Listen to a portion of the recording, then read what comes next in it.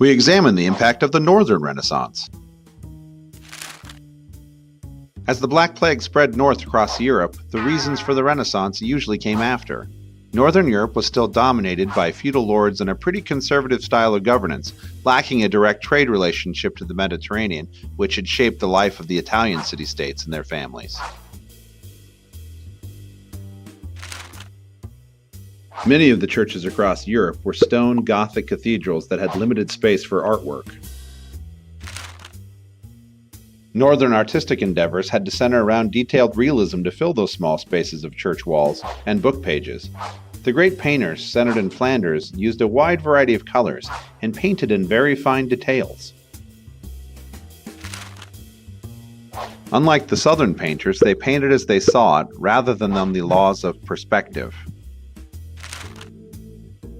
The Northern Renaissance centered itself in Belgium, Luxembourg, and the Netherlands. Some sources argue that some of the most important painters of the North were Jan van Eyck and Albrecht Dürer.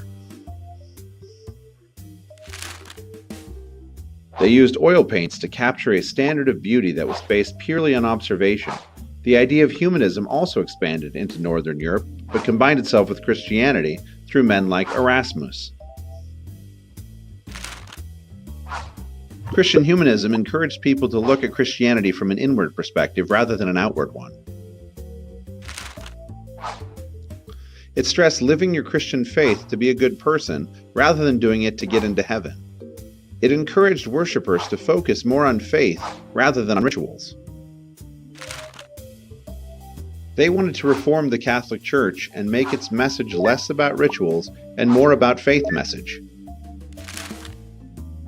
The Renaissance would indeed lead Europe into the modern age. The questions and explorations taken on to recapture Greek and Roman thought would give birth to the Scientific Revolution, the Protestant Reformation, the Age of Exploration, and the Age of Enlightenment.